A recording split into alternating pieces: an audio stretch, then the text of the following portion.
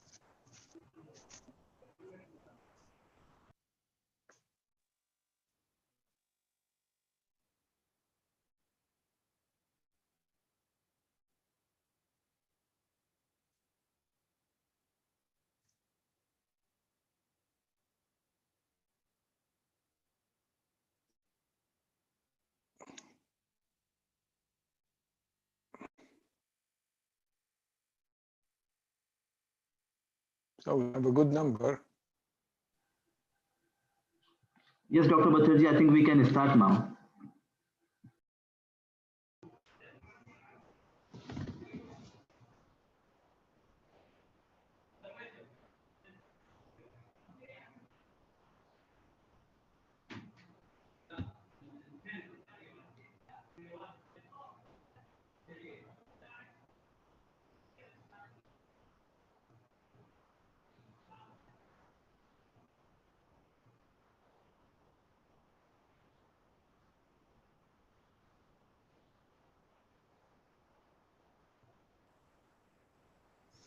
We can start. Yes. Yeah, I think you can. Go ahead, sir.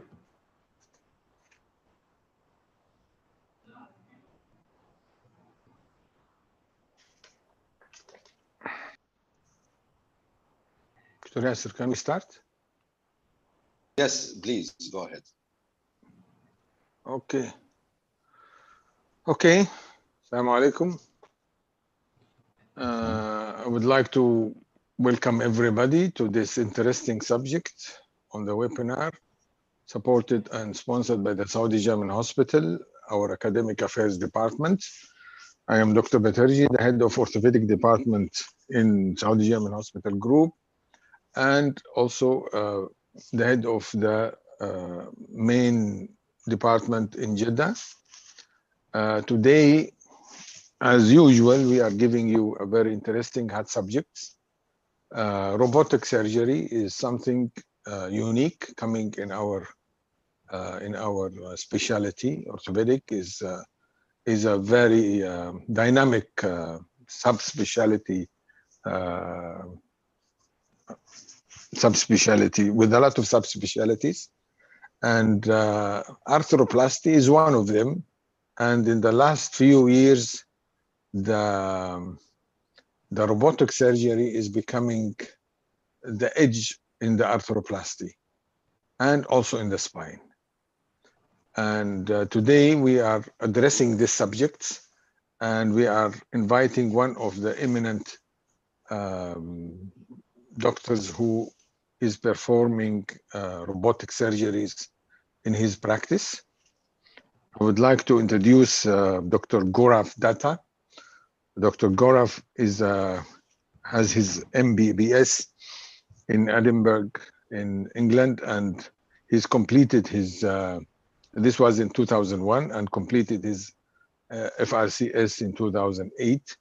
Then he proceeded to have his MD in England in the London Medical School in 2009. And since he is running a unique hip and hip and arthroplasty department and section. He's mainly interested in hip arthroscopy, but also everything is around the hip and knees when it comes to reconstructions, it comes to arthroplasty, it comes to arthroscopy. So everything that around these two major joints is Dr. Goraf area of interest. Not only this, Dr. Goraf is also member of the Smith and Nephew Richard Willer School and course. This is one of the most eminent courses that has been established for hip arthroscopy and arthroplasty. And today, Dr. Goraf will give us his experience and opinion about the hip and knee robotic surgery, maybe mainly knee. Also, in our podium, I have some eminent people in the arthroplasty and arthroscopy who are also expertise in the hip and knee surgeries, led by Dr. Fadel Abdin, my colleague and brother since childhood, and Dr. Abdulzahir Saati is also one of my eminent leading doctors in the department in arthroscopy and arthroplasty, hip and knees, including myself. I would like to welcome Dr. Goraf, and he will give us his talk. Dr. Goraf, please. The microphone is yours. Thank you very much. I thank you all for having me this evening to talk, and I'm very grateful to Professor Batterjee from the Saudi-German group to invite me to talk to you all. I thank the introduction as well. I'll just make a quick summary of who I am, just so you know. I've been a consultant now for over 10 years, and my government practice is based at University Hospital Southampton, which is just south of London in the UK. We are a university hospital, and my main expertise are hip and knee surgery. My fellowships were at the Royal National Orthopaedic Hospital in Stanmore, and I also in joint reconstruction and orthopaedic oncology. And also I did fellowships in pelvic reconstruction surgery at St. George's Hospital. So my practice now is all hip and knee surgery. I do soft tissue and I do arthroplasty in both. I also have a research interest. I've run 7 clinical trials, and my research interest is cartilage regeneration. So I've done trials using autologous stem cells with biological scaffolds for cartilage regeneration. And my center, which I lead, we are a center for autologous chondrocyte implantation, where we grow cartilage in labs and put it back in. So that's my particular research interest in tissue engineering techniques. Today, though, I'm going to talk about when all these techniques fail, though, we have to replace the joint still in this day and age. And I think the introduction to these techniques are 2 things, really. One is the level of training. We have a lot of overseas fellows that come to Southampton from the Middle East. The majority of them come from Jordan and Egypt, and at any one time we'll have 3 or 4 fellows in our department. Training both in the UK and the overseas, I think, is very variable. In the UK, what we are seeing over the years is that when people are ready to become consultants, they're less experienced. And when you're in independent practice, there's increased pressure, and your mistakes or your outcomes are under much greater scrutiny in this day and age. And so I think the use of robotic guided surgery is very helpful as an adjunct to these individuals. The other key thing is, and this is in particular relationship to knee replacement, there's a gradual shift now. You will know from traditional knee replacements, we perform based on a mechanical access of and there's a gradual shift of when we put in joint replacements to a kinematic access to get a better function. So I'm going to go through this in detail in a bit, but I'll give you a summary of where we are. So I think we all know that joint replacements for many years have been provided and placed with the use of these highly engineered jigs that allow the surgeon to implant to make bone cuts and implant prosthesis accurately. These have been in use since knee replacement and hip replacements came into effect. The next evolution of this was navigation. Computer-guided navigation came in the early 2000s, and it was quite popular between about 2000 and 2007-8. In my training, I remember we did quite a lot of it, and then it kind of went out of fashion, and not many people use it as much now, and I'll come on to the details. Then in around 2010, something called patient-specific instrumentation became very popular. Again, the implant companies use this. This is where you have patient-specific cutting blocks that guide the final position of the bone cuts and the implant position. And again, I'll talk about this.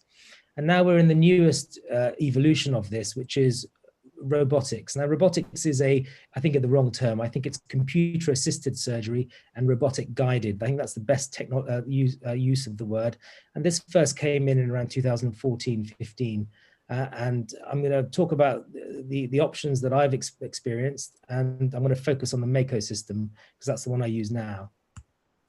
So when we're placing a hip and knee replacement, the main goals of what we're trying to achieve are obviously the clinical outcomes, so relief of pain and restoration of joint function. That's very important. We're also looking to correct any deformity and restore the patient's anatomy. This is very important. Stability is equally important. We don't want a hip that dislocates and a knee that's unstable. The patient will be very unhappy. Now, I think we know that in the use of hip implants, positions are accepted, and I think the experienced surgeon generally will have no problems once they're relatively experienced in cut positioning and femur positioning and restoration of anatomy. However, in knee replacements, this is slightly different. I think everybody who does knee replacements will experience patients that don't have the best outcome. I think we'll all agree that younger patients with knee replacements, they don't do as well. And there are various reasons for that. And I'm going to come on to that as well. So there has been over the last 20, 30 years, a desire to try and improve positioning of knee replacements to get a better and optimal function. And the most of my talk will focus around the knees, but we'll talk about hips as well. Now, the key to this is alignment. And when we're putting in the implants, this is the absolute cornerstone of the talk. And while we're using robotics and computer-guided surgery, it is all about mechanical versus kinematic alignment. Mechanical alignment is what we have used traditionally to place implants. Kinematic alignment is more about restoring the patient's natural anatomy. So this is just a quick diagram here. You'll see when you're using femoral cutting blocks and tibial cutting blocks, you'll know that we set the valgus angle between 5 and 7 degrees.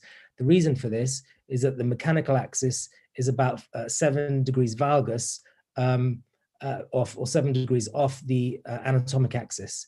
And the function of a knee replacement is to place that femoral component perpendicular to the mechanical axis. This is really important. The tibial component then is placed perpendicular to both the mechanical axis and anatomical axis in the tibia. Now, in the tibia, the mechanical axis and the mechanical axis, anatomic axis are essentially the same. They're straight down the middle of the tibial canal. In the femur, sorry, there's a 5 to 7 degree valgus deformity. The result is that you get an implant that is perpendicular, or the joint line is perpendicular to the mechanical axis of the tibia and horizontal with the floor when the patient is walking. The problem here, though, is that nobody has natural anatomy that is neutral, that has a neutral mechanical axis. Everybody has a slight obliquity to their natural femur and tibia. So therefore, when we're placing a knee replacement and we're restoring mechanical alignment, we're actually not restoring the patient's anatomy. This is therefore when soft tissue balancing becomes equally as important, because if the patient, if the knee doesn't feel right or doesn't feel balanced, you then have to add in soft tissue balancing to try and improve the joint function. I think this is one of the reasons probably why younger people in particular do not do well with knee replacements, because their level of function is much more, and that is because the mechanical alignment is not the natural anatomical alignment of their own knee joint, so they will feel discrepancy when the knee is put in. This is just a diagram that highlights what I've been talking about. It visualizes it better. So essentially here you've got the normal axis of this particular patient. The vast majority of us are in slight varus. And certain genetic components are slightly more varus than others.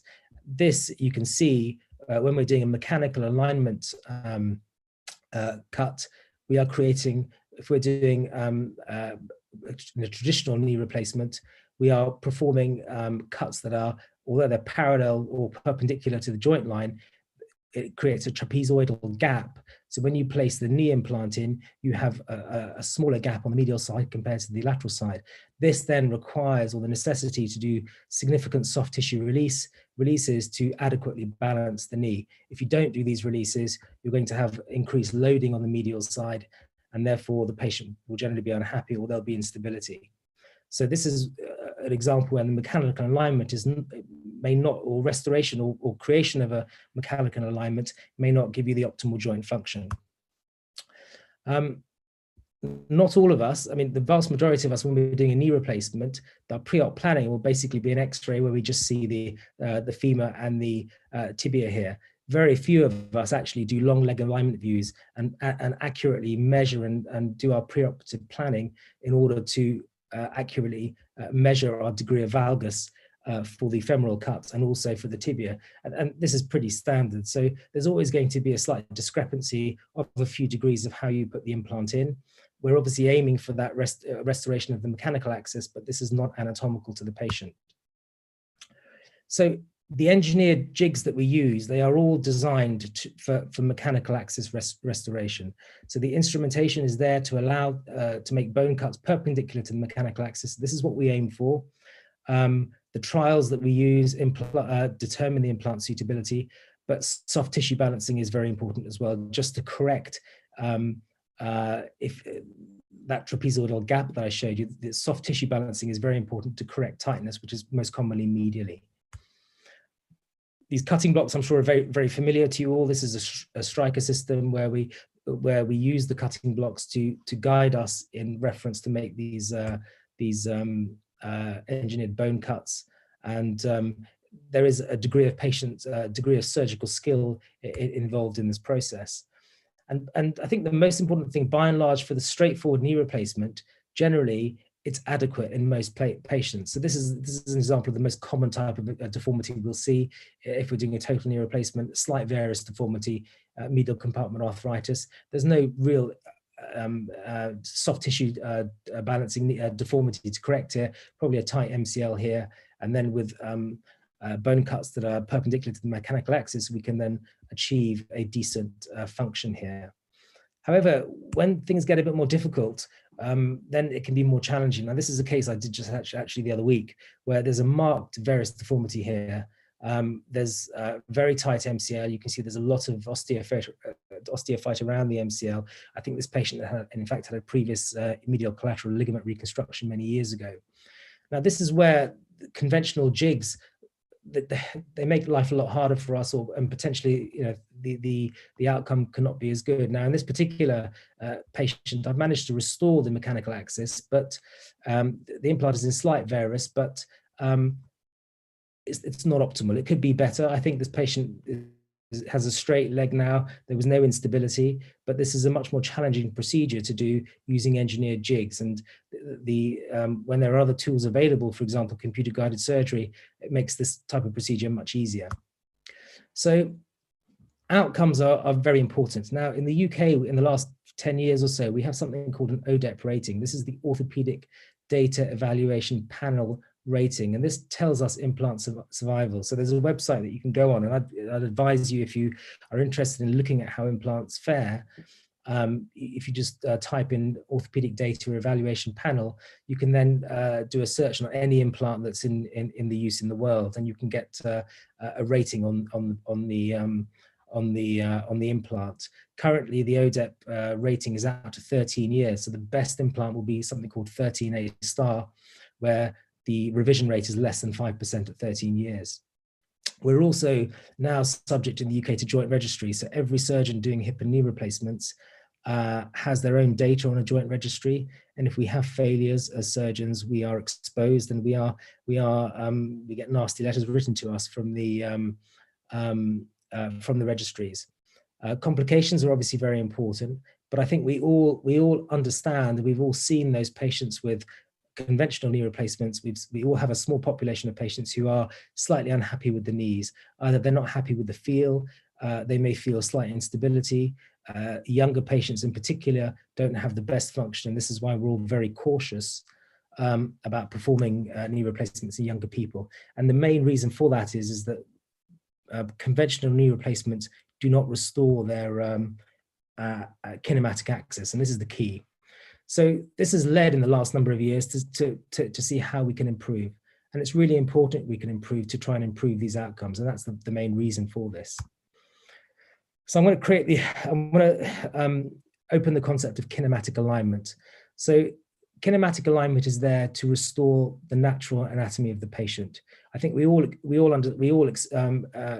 that the normal alignment of a patient, the tibia and the femur are not parallel to the floor. There is a slight slope, as you can see from this picture, and mechanical alignments, although they're perpendicular, the kinematic alignment is slightly different.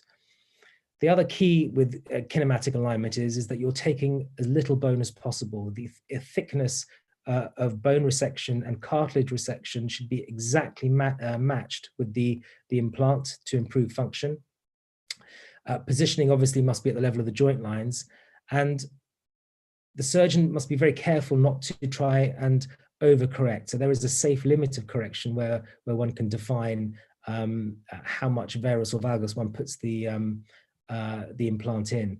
If the cuts are correct, there's no soft tissue release is necessary. All the gap imbalances are done via the bony cuts and removal of the osteophytes, with tibial resection being the most important. So this is just a picture that kind of just summarizes what we've talked about. So this is on the right, we have the picture where we have a conventional mechanical axis and parallel bone cuts to the floor. On the left here, we have a more kinematic aligned knee where there is a slight varus of the tibia, which we allow in kinematic alignment, which is more in line with the patient's own anatomy. Now, if you try to do this 20, 30 years ago, the concern would be is that you're loading the medial compartment more than the lateral compartment. And so therefore, with older style polyethylene plastics, you're potentially opening yourself up to catastrophic wear. With the newer style implants and the newer style polyethylene, we're not seeing that at this stage. Kinematic alignment then, it restores the joint line orientation. We have obviously, I talked about soft tissue balancing, and the three kinematic axes of the knees are all restored. So the first one is the tibial, is the longitudinal axis. So this yellow line here is the rotational axis of the tibia, which is very, very important. The green line here, which is the transepicondylar axis, which is where we get tibiofemoral flexion. And then finally, the purple line here, which is a transverse line for patellar flexion as well. And kinematic alignment aims to restore all of these axes anatomically to get better function. We all know, I think this is the concept of the medial rotation knee and the ball and socket concept that you may have heard about in knee replacement. The aim then is to get an improved from gait analysis, is to get a better feel for the knee for the patient, improved range of movement, and superior outcomes.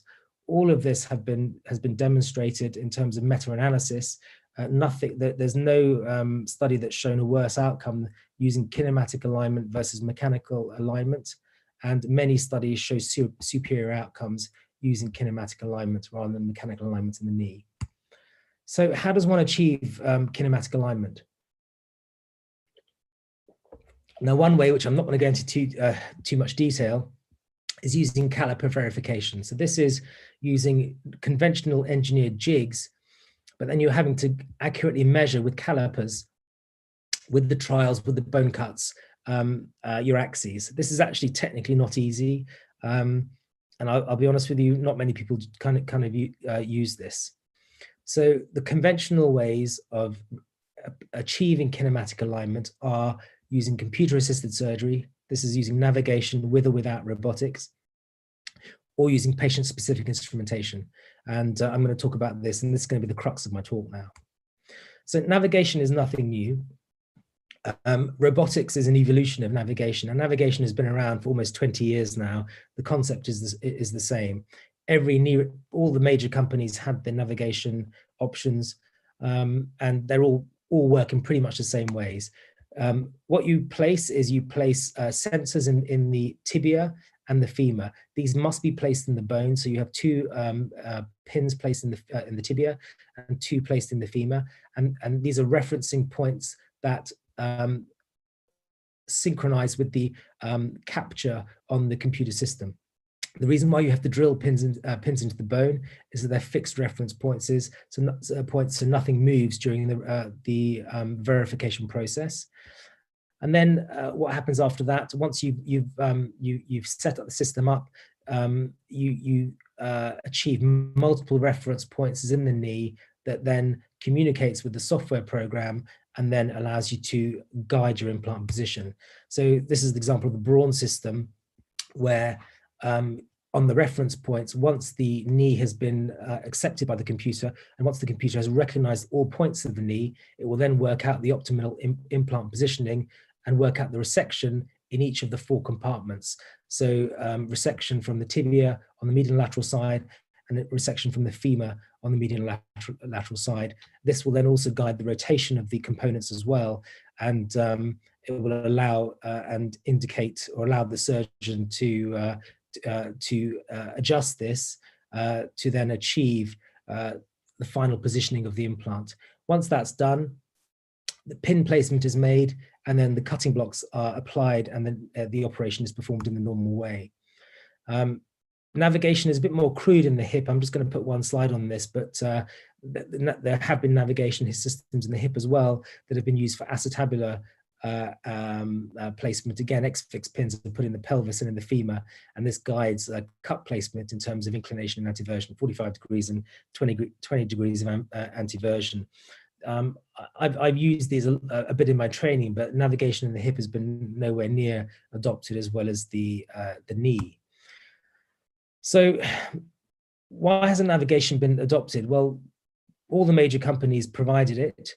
Every single study looking into navigation has shown more optimal positioning compared to using mechanical axis and surgical technique alone. However, there is a widespread lack of clinical evidence showing improved clinical outcome. That, I think, is going to change over time. But why has there not been widespread adoption of the technique?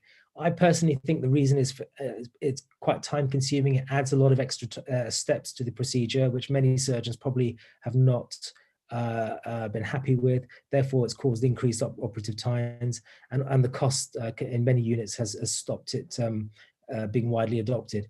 There are some people that use it regularly, but if you look at most units overall, it hasn't really been adopted in large numbers over the years. So the next evolution of this was patient-specific instrumentation. So you may or may not have come across it.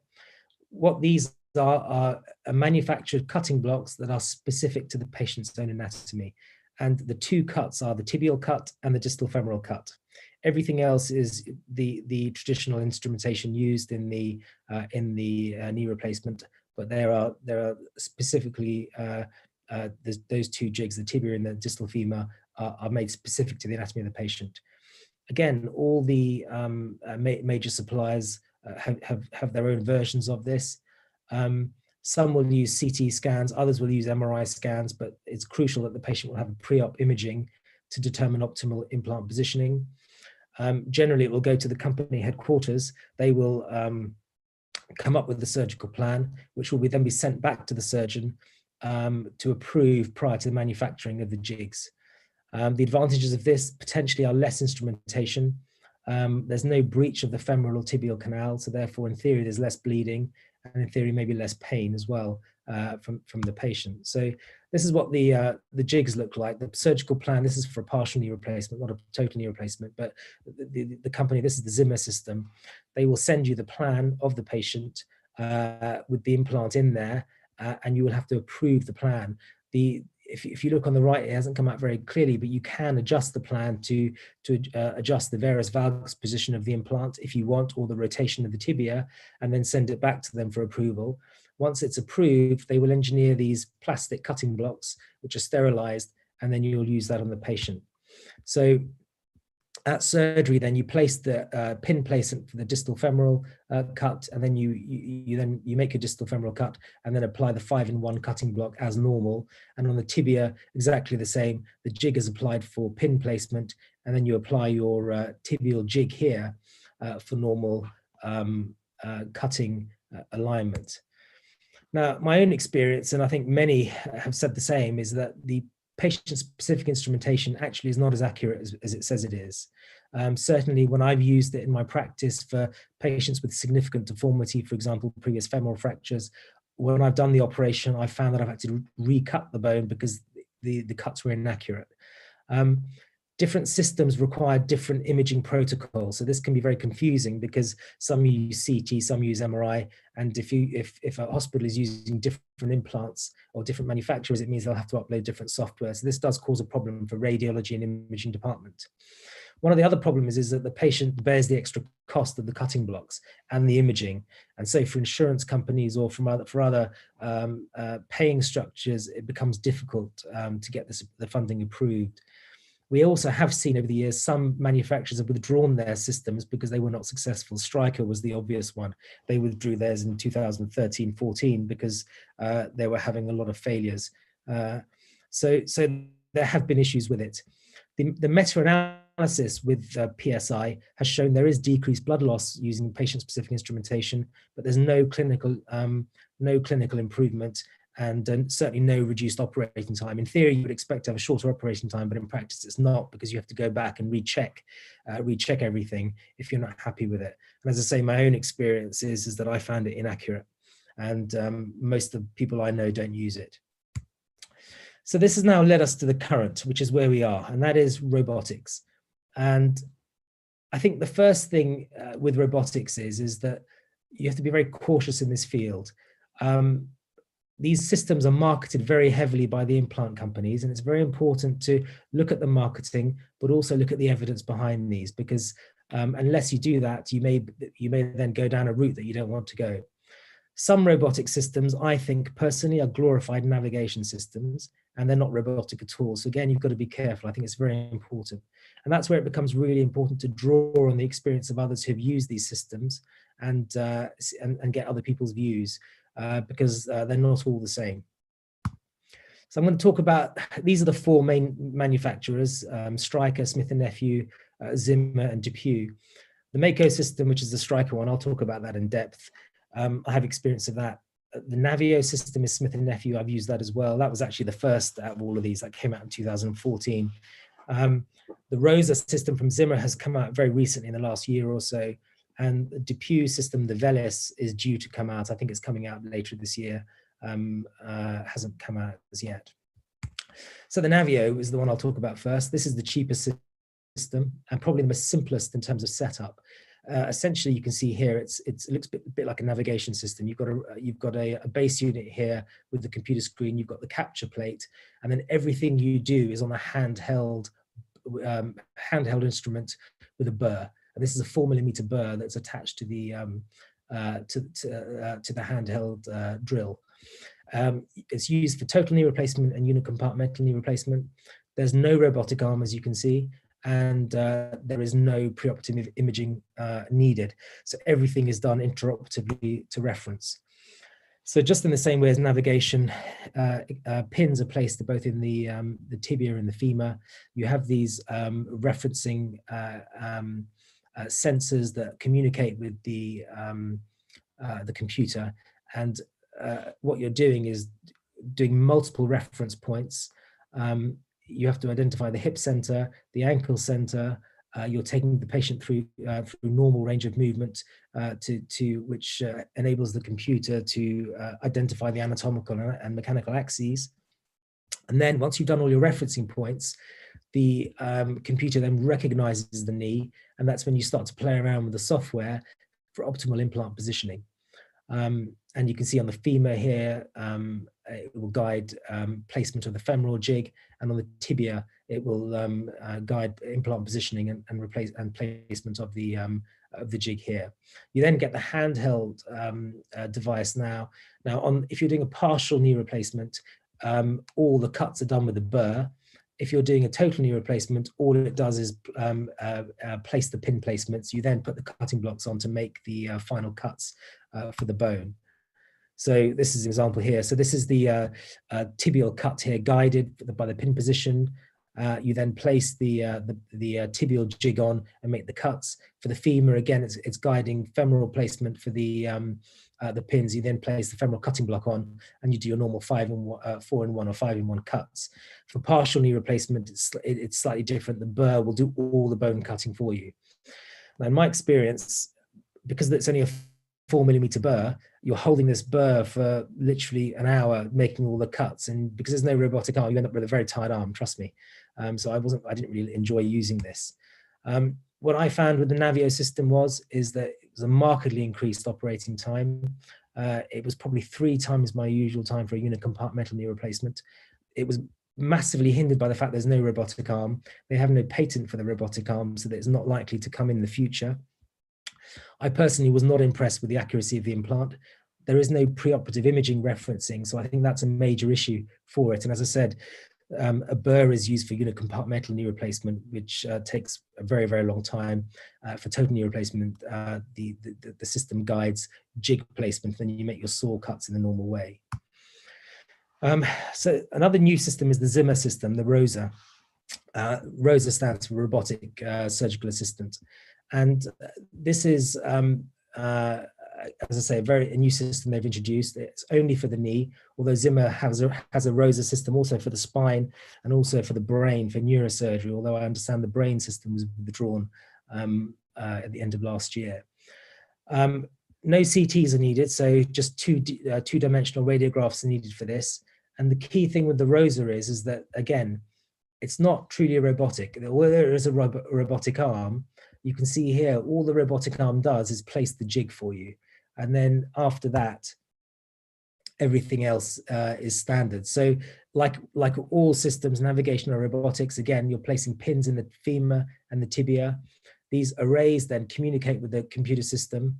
You're working out your rotation, the hip center, ankle center, exactly the same way as every other system. And then, as you can see here, you're taking the hip through movement to work out the hip center, the ankle center here, and then you do your referencing area from the femur and the tibia, and this allows the computer system to recognize where we are. At that point then, you're given the surgical plan, and you work out your cuts. And again, just in the same way, you're working out how much to take off the medial side and the lateral side of the femur and the tibia, and in your 4 areas. And that's where you perform your balancing. It then gives you an idea of how the implants will sit, and the sizes of the implants and your flexion extension gaps. But as I said, all it does then at that point, once you approve the process, you are then just placing the robotic guided jigs onto the patient. You then pin the jigs in place, and then you make your cuts in the traditional way. So you're adding a step. It doesn't take anything away from you. And I find it personally quite cumbersome. So that brings us to the Stryker MAKO system. This, in my opinion, is the one that I'm most happy with. Again, the kit here is that you have the robotic arm system here. We have 2 computer screens which are exactly the same. One is for the MAKO product specialist who is guiding you, and the other one is for the surgeon to look at. And although there are 3 versions here, the hip version here has a reamer on it. The total knee system has a saw blade on it, and the unicompartmental knee system has a burr on it. But this essentially is all the same thing. Just for each system, you change the handpiece for whatever operation you're doing. The implants used for Stryker are familiar. There's nothing new.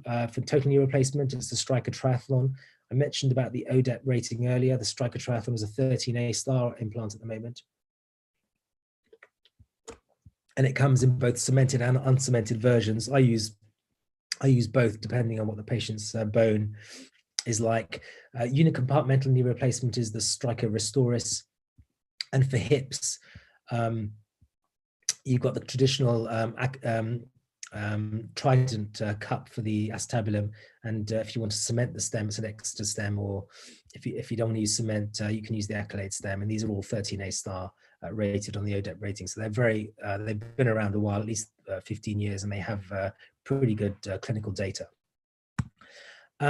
So the steps in the Stryker robotic system are, step one is the patient has a preoperative CT scan. And the CT scan is not just of the knee, the CT scan is of the entire limb from hip to knee.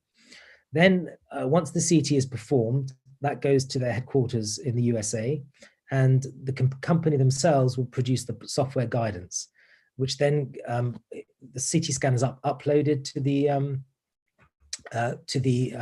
Stryker headquarters. The software guidance then is downloaded after about a week or so, once they process the scan, downloaded to the computer screen or the MAKO system in that particular hospital. At surgery then, the surgeon will sit with a MAKO product specialist. So every MAKO system will have a Stryker trained MAKO product specialist. He's not a rep, he's not a salesperson, he is a specifically trained MAKO product specialist to assist the surgeon and guide the surgeon how to use the software. And this person actually is essential when you're starting this system, particularly the first 10 cases or so. This is the person that will guide you in terms of your resection, your flexion extension gaps, the rotation, and help you in the optimal implant positioning. And usually you'll go through the plan with the product specialist when the patient is being anesthetized. You know, you need no more than 5 or 10 minutes, and when the patient's being anesthetized, that is the perfect time to do it. At operation, then you do your referencing, and then you once you've done all your referencing, you're happy with it, you then make your cuts. And then after you've made your bone cuts, you trial and implant in exactly the same way. So the first step is the preoperative CT scan. As I say, this is a special CT protocol that will need to be dictated by the company. And once the CT scan is done, it's sent to the Stryker headquarters for the surgical plan. What happens then is what you see now is the plan that will be downloaded onto the MAKO computer in your own hospital. This is a plan for the partial knee replacement, where they've decided that this is the optimal bone resection and implant positioning for a partial knee replacement, and according to the CT. Now, what will happen is that you will then go through this with the MAKO product specialist. As I say, when the patient is being anesthetized, this is when you'll talk about what you're going to do. And number one, are you happy with this alignment? Do you want a bit more varus or valgus on the implant? Would you like a bit more? Do you feel it's undersized? Do you feel it's oversized? Or would you like a bit more rotation? This is the time when you can change the planning if you're not entirely happy with it. So the last or the final decision is with the surgeon. That's the partial knee system. This again is the total knee system. Again, you can clearly see here where you can decide, am I taking too much bone off the posterior condyles? Do I need to take more? Do I need to take less? Is my femoral rotation okay? Am I happy with that transepicondylar axis? Am I happy with the flexion of the implant? One thing you've noticed with knee replacements is that we're taught using engineered jigs, we should not flex femoral implants. What you'll find there when you're using the MAKO system is that you're going to undersize it slightly and flex it very slightly, and you can flex it up to 5 or 6 degrees. You can't do that when you're using intramedullary guide into a femoral canal. If you do that, you'll end up notching the femur. So you'll end up having problems. You'll either oversize it or you'll undersize it. So flexing is really, really important. And then when you're doing your tibia, as we all know from our kinematic versus mechanical axis, is that in terms of normal anatomy, we're going to accept a bit of varus. We may accept up to 3 or 4 degrees of varus on our tibial implant. So this is all stuff that you can adjust and go through it, have your dialogue with the product specialist as to where it goes. And by making these adjustments, you will be adjusting your bone resections here. Once you've done that, you then have this screen where you're doing the last planning, where you're confirming your flexion, your femoral flexion, you're confirming your implant sizes and your tibial cut, your tibial size, tibial rotation, and finally your flexion extension gaps. And that is determined by how much bone you're taking off on the lateral and medial side of each, both the tibia and the femur. And your posterior slope is decided here. So this is all decided at the final stage of your surgical plan. Once you've done that, that's it. You set your plan and you trust in your plan. Then you go on to the operation. By that time, hopefully the anesthetist has anesthetized your patient and you set yourself up. So this is the operating theater. You can see here the knee is opened up. As I say, the tibial and the femoral arrays are there. It's communicating with the robot arm. The robot arm has the arrays as well. And the hand held here in my hand is the referencing jig. So you can see I'm looking at the screen here. What I'm looking at is this screen here.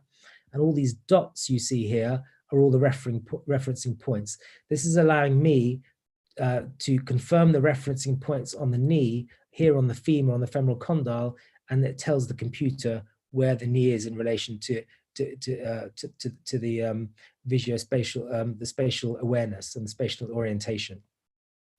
Once you've done all your referencing points, you can then go ahead and do your bone cuts once you accept everything. So what you'll notice the other thing you'll notice is that there's now, for the bone cuts, there's no need for jigs here. The robot arm comes into place here, and no jigs are necessary because the robot arm will do all the cutting. You'll also notice that there's no need really for an assistant here. The surgical assistant is not there. The bone levers are here, but you're not doing the degree of soft tissue resection that you've done. So you'll just watch. I'm just going to play this now. Trigger for position. Good. Release trigger. Pull. So I'll just play that again. What happens is the robot arm comes in here. So I'm doing the femoral cuts, and you can just see the robot arm positions itself. It doesn't allow you to move it. Although I'm holding and pressing the trigger on the saw, I cannot move the arm out of position. So you can just see how it comes in as I press the trigger. Good. Release trigger. Pull.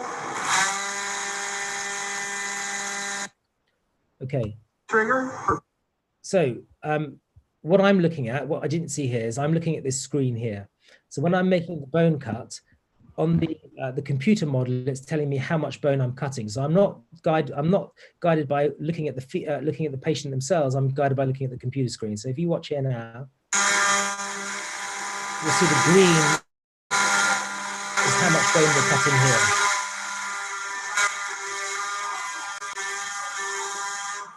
And once these are the posterior condyles on the femur. Once I've made the cuts here, you can see that there's a tiny bit of red here, maybe cut a bit too much, it doesn't matter. You've cut the femoral condyle here. The saw blade does not go away from the bone, so there's no chance you can damage ligaments here. And that's the other key thing, is that you don't have to stretch bone levers and over retract, because the saw blade will not allow it to cut outside the margins of the resection. So again, that's really important. And then for the tibial cut, again, I'm looking at the screen here. I'll press play.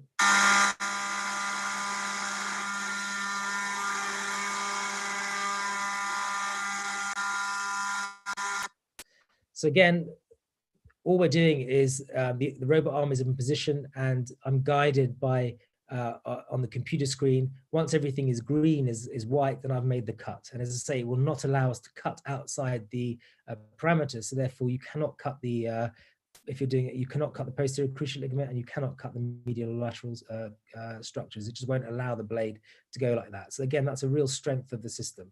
And you can see again here, there's very little need for the surgical assistant. You can see here, he's standing here doing nothing, just watching me do it. He's not doing any retraction. So that, again, is very important. So, and then once you've done the tibial cuts, you then put the trials in exactly the same way. Once you've done the trials and you're happy, you take out all the femoral arrays, you take out all the pins, and you implant the implants as normal. So I just thought I'd just show you some cases. So this is a patient, right total knee replacement, previous tibial osteotomy, significant varus deformity. This is the MAKO planning for the patient. Again, we've decided on the flexion extension gaps, tibial resection, it's all been done, and final implant positioning here, there. Another case here where marked tibia vera, previous femoral fracture. This would be quite challenging to do with conventional jigs, especially with mechanical axis using. However, with the MAKO system, again, you get your surgical plan from the MAKO system. Anything that you wanted to refine at the time of surgery, again, you can slightly flex the femoral component here, and choose your implant sizing and your flexion extension gaps. And then this is what you get, a nice straight, much straighter knee with a final result there. This would be very challenging to do with conventional systems. So what are the advantages then? So these are all evidence-based, what I put here. For definite, we see less bleeding. You're seeing no insult of the femoral canal from alignment rods. We see less pain in patients with MAKO knees. There's less soft tissue damage, particularly PCL damage and MCL damage. We're seeing much less compared to normal knee replacements. I'm sure many of you have come across that if PCL is over retracted, you do end up with some PCL insufficiency. We're seeing shorter stay and quicker recovery from patients, which better visual analog pain scores. There is clearly more accurate implant positioning, which is very important. We're seeing restoration of kinematic alignment, not mechanical alignment. We also saw that the surgical assistant is doing less because they're not having to retract for you because the saw blades cut within their zone. So that's really important. We're seeing other clinical outcomes are seeing better functional scores, less need for manipulation. That's been shown. And we're seeing it's more cost effective because patients need less post-operative visits or further interventions. It's better for it's more accurate for significant deformities. And what we're seeing, although it's relatively newest to the market in the USA, it already has 80% of the robotic market in the USA, which is quite important. Does the implant last longer? I think only time will tell. It takes a number of years to get to look at functional longevity scores, and that's something that we'll have to wait and see over time. What are the advantages over other robotic systems? I think it's more accurate. I've used the other robotic systems. I don't find them as accurate. You're not losing time. In all the other the Navio and the Zimmer system, all the steps are the same, but you're adding additional referencing steps. You're still using the cutting blocks. You can see here in the MAKO system, we are substituting steps. You didn't see at any point any cutting blocks being applied. So the saw blade is making all the saw cuts. So it really is a truly robotic system compared to other systems. And finally, it's got the best data as well. I have sent some handouts to you all, so you can have a look at the outcome data for hip and knee and partial knee replacements. That will be distributed to all of you. So I'm just going to finish about the MAKO hip system. Now, the MAKO hip system is, compared to the knee, is more of a navigation tool. I would say it's less true robotics, but it does allow accurate sizing and cut placement. In the same way, the referencing points are given, references are made on the femur and the acetabulum, and then the main action is the reamer is inserted for cut placement. So this is an example of a case here on the left hip. Referencing from the MAKO product specialist gives alignment and offset. The surgical planning allows you to accurately place your cup placement and cup size, and then decide on cup version and cup inclination. And then your referencing also allows you to put your femoral component in and decide on the offset and the length of the patient. Final preoperative plan is here with the implant in situ. And then when you do the hip replacement, this is the final hip replacement put in, which is identical to the pre-op plan here. So much more of a navigation tool, less of robotic. Another example again is a patient of previous femoral fracture. Again, a pre-op CT scan showing obvious shortening of the leg here with a reduction in the offset. Pre-op plan again allows you to position the cup here for optimal positioning. Again, inclination and cup version decided preoperatively, and then the offset and the femoral length decided here. And then the final plan is here, not fully lengthening the patient. And this is the final implant here. Compared to the plan, you can see exactly the same. So I think the role of the MAKO hip is, I personally think, is if you're adopting new techniques. And I think one of the newer techniques coming in hip replacement surgery is the direct anterior approach to the hip. This is something used in large volumes now in the USA. In the UK, it's still fairly limited, but there are pockets of Europe, particularly France and Italy, that are doing this in more and more numbers.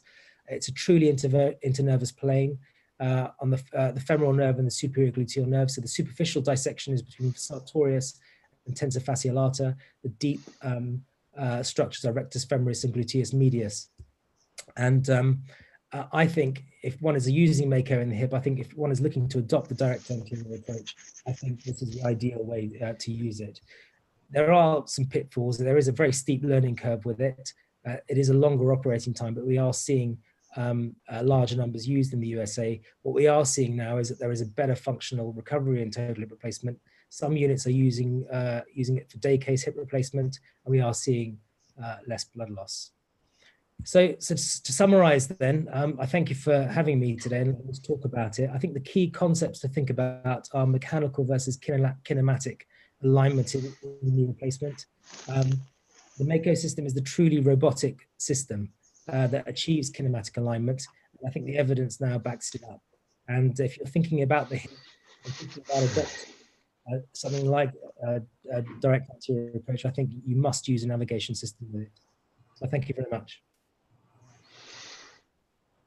Thank you very much, Dr. Gorav. Very interesting subject and also informative lectures. I have formed a lot of questions for you. I would just start the first question so we can stimulate the discussions with the other colleague on the podiums. And if other questions from the participants, they can write it to us, or if they want to participate in voice way, they can also join us. My question as a senior, and I could,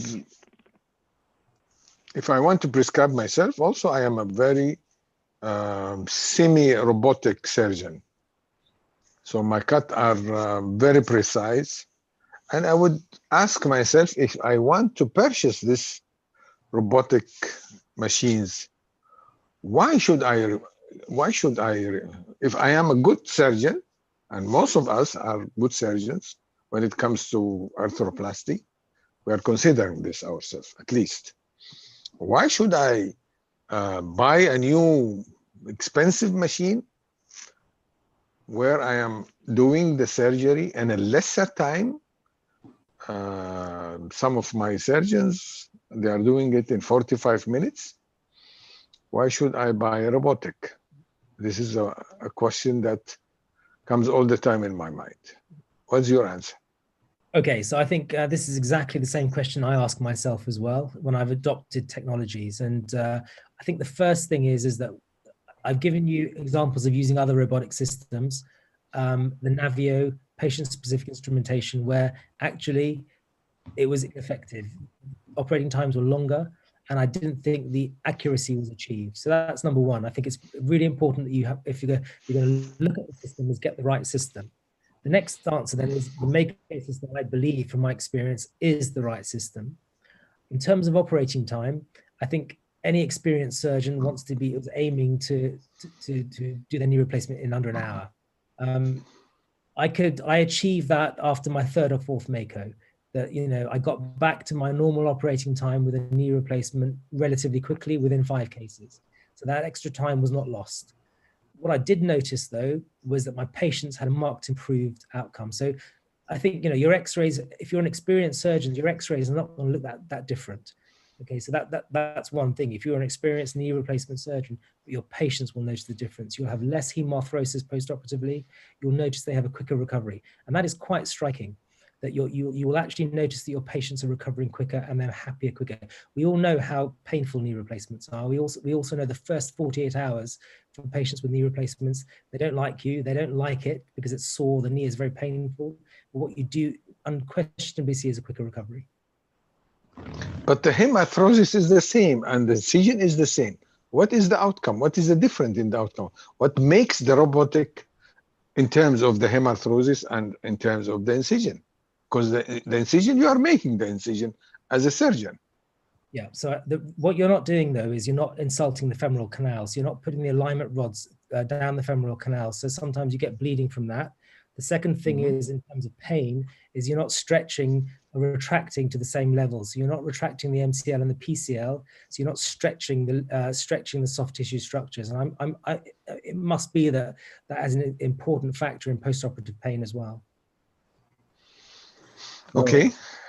Dr. Abdelzahir or Dr. Fadil, do you have questions? Thank you, Dr. Datta. It was very interesting. And when somebody heard about robotic, always think that robotic is going to do everything. But it seems to be that most of the plan is done by the surgeon pre-operatively, and the rest of the surgery will be done by the robotic, the arm. The thing what I have seen in the knee, especially in the knee cases, you show some of most the knee cases which it looks to me it's a BF system. Is there a software with the cruciate retained also for some of these cases? Yes, I mean you can decide. You can decide whether you want to posterior stabilize or cruciate retain. That you can decide yourself. That's irrelevant of the system. So you can decide whether you want to do PS or CR is up to you, and it's compatible with both.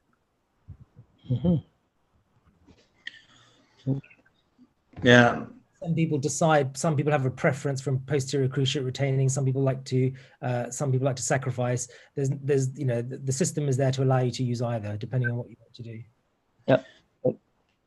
But regarding the if you have like extreme varus deformity or fixed flexion deformity, I think if you're going to use the robotic knee, the bleeding is going to be the same because you are going to do yourself. You are going to do the release, right? And you are going to use the PS knee. I think Dr. Khalid Batarji, I think he is right. Like if I'm going, like if I have a knee with in our society here, the Arab country, we have extremely bad knees, with fixed flexion deformity, 30 degree, varus deformity, 30 degree. I could see that in your talk that you're using the cruciate retaining, but here I think it's very difficult to use the cruciate retaining. I don't know if I get this robotic here, probably it might be a bit difficult for me to use it for the difficult knees, isn't it? Yeah, I think. But the flip side is that with significant deformity, the navigation guides you as well. So you can use a posterior stabilized knee. And I think one of the things I was trying to get to in the talk as well is that a lot of the soft tissue releases are not as necessary because you're doing it with the bone cuts, and your tibial cut is compensating for a lot of the soft tissue releases that you have to do. What about the soft tissue balance? You don't have to do it? I mean, if you're going to do the bony cuts, you have to do the soft tissue balance with the right. So with the robotic, you don't have to do it. That's the key point. So what the process of starting is that you'll do your reference points. You'll intraoperatively guide the hip center, the ankle center, and then you'll take the knee through range of movement. At that point, the software will identify varus valgus deformity, and it will identify any fixed flexion deformity. At that point, you will then decide with the, I showed those green slides that show the resection margins on the lateral and medial side of both the tibia and the femur. This is where you'll adjust, make your bony cuts that adjust, and they will define your fixed flexion, your flexion extension gaps. And this allows you to judge and change it intraoperatively with your bony cuts. That's the whole concept of kinematic alignment. You think your patients they can't go on the same day? Sorry, sir. Sorry? Your patient, they can't leave the hospital the same day? Not knee replacements, no. I think total knee replacements still will stay in a couple of days. Partial knee replacements, maybe a day case. And conventional, I think with hip replacement, it depends on what approach you're doing. And I use posterior approach for my hips, and they go probably day 2. But as I say, I mentioned that on the hip replacements, this direct anterior approach is becoming very popular in America and parts of Europe. And there are some centers, and even in the UK, that are doing hip replacement as day case surgery. Okay. I have one question from one of the participants. She's sending me this message. Is this procedure suitable for a 67 years old male, normal body weight, good health now, but treated and recovered several years from lymphoma. Also received treatment several years of hepatitis B and had good response. Now this patient has severe bilateral knee osteoarthritis. Is this robotic surgery fit for this patient? Yeah, so whether you're fit for the surgery is whether you're fit for a knee replacement. If you are eligible to have a knee replacement from the medical point of view, comorbidities, then robotics is absolutely suitable. The only additional insult to the patient is you're making the 2 holes in the femur and the tibia for the pins for the referencing guides, and they come out at the end of the surgery. Now let's go for the hot questions. The cost and the next, what the cost for this procedure. You see, all our, today in Saudi Arabia and on the rest of the world, the insurance companies are controlling these procedures and their cost.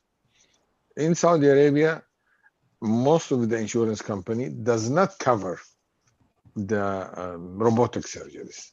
So that means the patient will bear some of the costs of this surgery.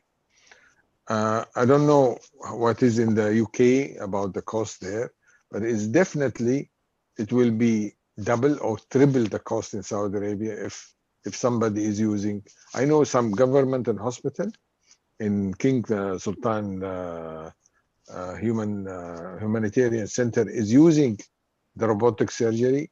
In National Guard, I think they are using it, but these are governmental hospitals, so they don't care about the cost. But in private hospitals, where we will start doing this in our hospital, the cost will be double and triple the cost of the normal knee. How is this in the UK? How you are covering this? So it's exactly the same problems in the UK that were encountered. So in the UK, no government hospitals are using it because of the price. And then the issue then is will the insurance companies approve it, and will they allow this? So initially what happened is they tried to get hospitals to purchase the machine outright. And they were charging almost £1 million for each machine. What they found is that nobody was willing to buy it. So now what they've changed is they've decided now to change their structure and now lease machines to hospitals. So they lease the machines on a monthly charge, and the hospital then will use the system. The way they work financially now is that they have to make sure they do a certain amount of cases per month before they can turn a profit on the cases.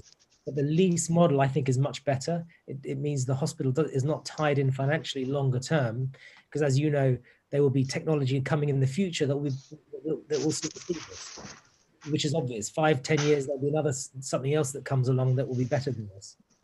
I think what we're seeing now is Stryker now are not so much making money from the robot. What they're doing is by having more people using the system, they are having more people put their knees in. So they're making their financial money back by having more people use the Stryker system, and the leasing model has helped them to achieve that. That leads me to the next question regarding the system. We are using here. You are bounded if you are using the robotic system from Stryker. You are bounded to use the same implants from Stryker. Now this is in controversy. We have many surgeons who does not like Stryker, and many surgeons who does not like J&J and so on. So I am as let's say a decision maker in a dilemma. They said, okay, we want this system. No, we want that system. So why the companies does not invent a universal system? So regardless what system you are using, this is a universal robotic, and as you said, you can lease it to the hospital, and then every surgeon has to use whatever he likes. So what do you think? These companies are binded to the system. Yeah, there's no question about it. They are. I think the Stryker system is unique for the triathlon knee and their own hip system, and they use this in order to ensure that the surgeon only uses Stryker, and they will not make it compatible with other implants. what they're quite clever with their marketing, though, is that by allowing their system to be used, if other surgeons don't want to use it, they try to market in such a way that the other surgeon is missing out potentially on using robotics, so therefore may not have patients who are interested to come have robotic joint replacements. And that's really marketing. So by excluding yourself from using the implants, you're missing out. That's how they try and market it here in the UK. Yeah. I have questions. Is Dr. Manzoor with us, or he can join us? Yeah, Dr. Yasser.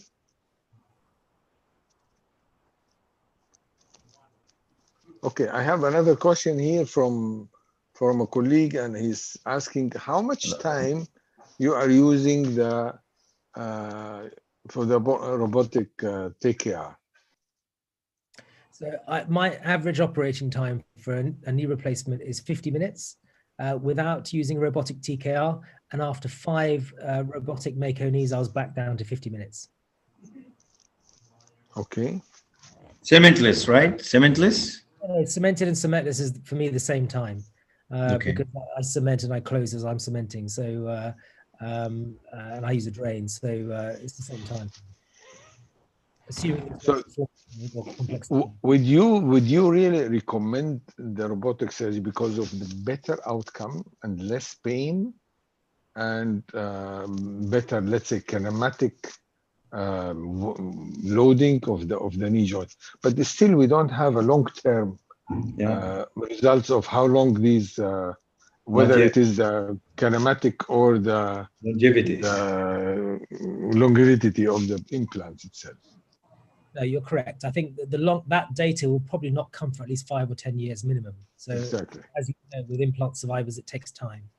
I think what I can say is, I don't have any consulting contract with Stryker. I'm not employed by them, and I have adopted other technologies, and I've not been happy with them. But this is the first one I was impressed by it, and that's why I use it.